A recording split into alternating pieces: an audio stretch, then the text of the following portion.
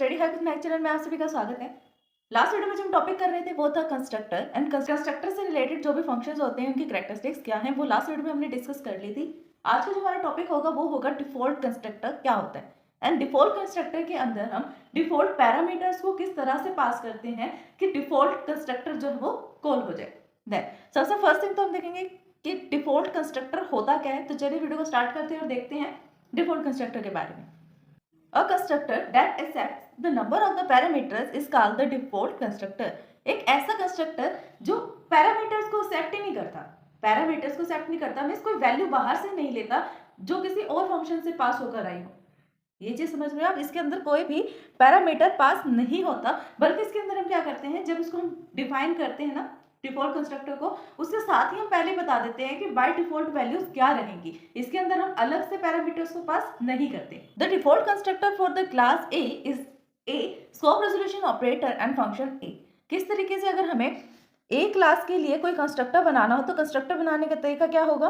Class ए है, then class का नाम और कंस्ट्रक्टर का नाम सेम होगा। ये तो है क्लास का नाम, देन स्कोप रेजोल्यूशन ऑपरेटर, फिर यहाँ पर है ये कंस्ट्रक्टर का नाम, कंस्ट्रक्टर एक स्पेशल मेंबर फंक्शन होता है, मतलब ये मेंबर फंक्शन तो है ना, इसलिए इसके पीछे जो है ब्रैकेट्स लगेंगे। ये सिर्फ डिफॉल्ट के लिए, डिफॉल्ट मींस यहाँ पर कोई भी वैल्यू पास नहीं होगी। If no such constructor is defined then the compiler supplies a default constructor. इसका मीनिंग क्या है कि जब कभी भी हम अलग से कोई कंस्ट्रक्टर को कॉल नहीं कर रहे हैं, देन जो सिस्टम है, जो कंपाइलर है, वो क्या काम करता है, जो बाय डिफॉल्ट बना हुआ कंस्ट्रक्टर होता है ना, उसको रन कर देता है, उसको कॉल कर देता है अपने आप। ठीक है, अगर हमने कोई अलग से पैरामीटर को कॉल नहीं किया, no such constructor is call, कोई भी कंस्ट्रक्टर कॉल नहीं हुआ, देन वो क्या करता है, कंपाइलर किसी भी डिफॉल्ट कंस्ट्रक्टर को कॉल कर देता है। हो सकता है ये डिफॉल्ट कंस्ट्रक्टर उसने खुद बना रखा हो, ये डिफॉल्ट कंस्ट्रक्टर अगर हमने बना रखा होगा यूजर ने, तो उसको प्रायोरिटी ज्यादा मिलेगी एंड सिस्टम में जो कंप्यूटर में डिफॉल्ट कंस्ट्रक्टर बनाया होगा उसकी प्रायोरिटी कम हो जाएगी।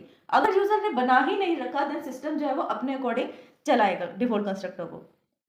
सच एज दिस, अब यहाँ पर जो स्टेटमेंट है capital N small N, then यहाँ पर सेमीकोलन है, call the default constructor of the compiler to create the object A. अब जैसे ही ये वाली लाइन जो है वो रन होगी या कहें एग्जीक्यूट होएगी, तो उस टाइम पे क्या होगा, जैसे ही एग्जीक्यूट होगी उसी टाइम पे हमारा कंस्ट्रक्टर जो है वो कॉल होगा, इन्वोक। अब इन्वोक होने के साथ क्या होगा, ये जो ऑब्जेक्ट बन रहा है ये क्रिएट होगा और इसको बाय डिफॉल्ट में हमने बाय डिफॉल्ट कंस्ट्रक्टर के अंदर हमने जो वैल्यू डाल रखी होगी वो पास हो जाएगी।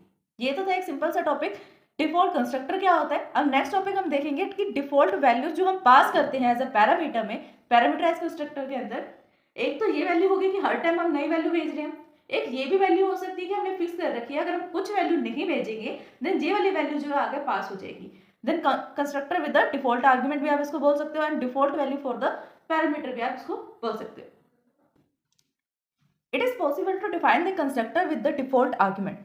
ये एक पॉसिबल स्टेट है कि जब कभी भी हम चाहते हैं कि कोई भी किसी भी टाइप का कंस्ट्रक्टर हो, चाहे वो कॉपी कंस्ट्रक्टर हो, पैरामीटराइज्ड हो या डिफॉल्ट कंस्ट्रक्टर, उन कंस्ट्रक्टर के अंदर से अगर हम डिफॉल्ट आर्गुमेंट को पास करना चाहते हैं देन वो पॉसिबल है, हम ऐसा कर सकते हैं।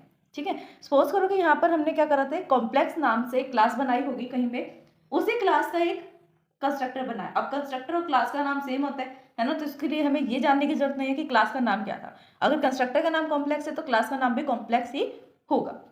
तो ये है कंस्ट्रक्टर का नाम। इस कंस्ट्रक्टर के अंदर से हमने दो वैल्यूज को पास किया।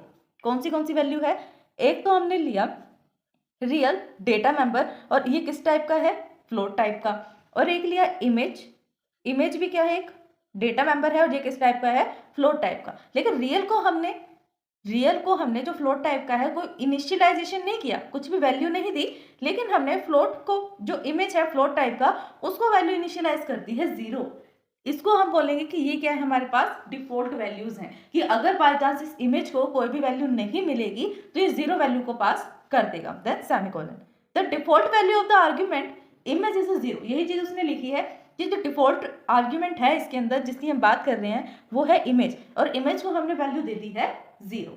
देन द स्टेटमेंट, अब जो स्टेटमेंट बनेगी वो क्या बनेगी, वो ये बनेगी कॉम्प्लेक्स 5.0। अब जो ये 5.0 है इसको हम क्या समझेंगे, हमने तो आर्गुमेंट 2 पास किए थे, तो ये 1 की वैल्यू कहाँ से आ रही है, ये 1 की वैल्यू इसलिए आ रही है क्योंकि हमने डिफॉल्ट में क्या किया था कि अगर हम वैल्यू नहीं देंगे, अगर हम 2 वैल्यू नहीं देंगे तो जो भी हम वैल्यू देंगे वो तो रियल की वैल्यू हो जाएगी, और अगर हम वैल्यू नहीं दे रहे हैं तो इमेज की वैल्यू हमेशा 0 रहेगी। स्टेटमेंट समझे आप? देखो क्या लिखा है इसके अंदर, कॉम्प्लेक्स 5.0। हमने क्या किया, दो डेटा मेंबर्स लिए थे, दो आर्गुमेंट पास किए थे इसके अंदर, एक तो रियल और दूसरा इमेज। इमेज को हमने जीरो वैल्यू इनिशियलाइज कर दी थी। जो वो जीरो वैल्यू थी वो बाय डिफॉल्ट थी कि अगर कुछ भी उसको वैल्यू नहीं मिलेगी ना तो वो नाराज ना हो, उसके पास क्या वैल्यू रहेगी, जीरो वैल्यू रहेगी। ठीक है, तो अब हमने एक वैल्यू पास की, तो हम क्या सोचेंगे, ये वैल्यू इमेज को मिल रही है या रियल को मिल रही है? तो इसका आंसर है कि ये वैल्यू रियल को मिल रही है। और अगर हमने कोई दूसरा पैरामीटर पास नहीं किया देन इमेज की जो वैल्यू रहेगी वो जीरो ही रहेगी। देखो आगे उसने लाइन में क्लियर भी कर दिया कि assign the value 5.0 to the real variable and 0.0 to the image variable, कि जो रियल को वैल्यू मिली है वो 5.0 मिली है और जो इमेज को वैल्यू मिली है वो 0.0 मिली है। अब इसी का कोई दूसरा केस देखते हैं जिसके अंदर हमने दोनों वैल्यूज को पास किया है, रियल की वैल्यू को भी पास किया है और इमेज की वैल्यू को भी पास किया है। अब आप क्या समझते हो कि 2.0 रियल को मिलेगा या इमेज को मिलेगा? ऑब्वियस है कि ये 2.0 रियल को मिलेगा, क्योंकि सबसे पहले जो हमने वेरिएबल निकाला था, ये पैरामीटर पास किया था फर्स्ट पोजीशन पे, वो रियल था एंड देन सेकंड वाले पोजीशन पे हमने इमेज को पास किया था। अब जब हमने दो पैरामीटर पास किए हैं तो इमेज जो है वो अपनी बाय डिफॉल्ट वैल्यू 0 को कॉल नहीं करेगा बल्कि 3.0 को कॉल करेगा। ठीक है, 3.0 उसकी वैल्यू होगी ना कि 0, क्योंकि यहाँ पर हमने दो पैरामीटर पास किए हैं एंड ऊपर हमने सिर्फ एक ही पैरामीटर पास किया था, इसलिए वो वैल्यू को कंटेन नहीं कर रहा था, बाय डिफॉल्ट को कॉल कर रहा था। ठीक है, assign the value 2.0 to the real and 3.0 to the image. The actual parameters will specify the override to the default value. अब इसका मीनिंग क्या है कि अब हमने यहाँ पर जैसे पैरामीटर्स को पास किया तो इन वैल्यूज ने क्या करा, जो हमने डिफॉल्ट में वैल्यू दी थी, रियल की तो कुछ वैल्यू दी ही नहीं थी लेकिन इमेज की वैल्यू 0 दी थी। ठीक है, तो इन दोनों वैल्यू ने इन दो वैल्यू को रिप्लेस कर दिया। क्या कर दिया? रिप्लेस कर दिया। रिप्लेस कर दिया या आप इसको बोल सकते हो ओवरराइड कर दिया। ओवरराइड मींस एक लिखा हुआ था उसके ऊपर दूसरा लिख दिया। ओवरराइड का मींस होता है एक था उसके ऊपर दूसरी वैल्यू आ गई। नेक्स्ट वो क्या कह रहे हैं कि नोट करने वाली बात क्या है, it is important to distinguish between the default constructor and default argument. हमें पता होना चाहिए कि डिफॉल्ट कंस्ट्रक्टर में और डिफॉल्ट आर्ग्यूमेंट में क्या डिफरेंस होता है, क्योंकि दोनों अलग अलग चीज हैं। नाम से पता लग रहा है डिफॉल्ट कंस्ट्रक्टर का मीनिंग है अगर कुछ कंस्ट्रक्टर कॉल नहीं हो रहा तो डिफॉल्ट वाला कॉल होगा। डिफॉल्ट आर्ग्यूमेंट का मीनिंग है कि जब कभी भी हम कोई वैल्यू पास नहीं कर रहे तो डिफॉल्ट वाली वैल्यूज जो है वो पास हो जाए। ठीक है, जैसे कि डिफॉल्ट कंस्ट्रक्टर का मीनिंग क्या है, क्लास ए है, स्वैप रेजोल्यूशन ऑपरेटर और ये कंस्ट्रक्टर है, सिंपल सा कंस्ट्रक्टर, हमने कोई वैल्यू पास ही नहीं की।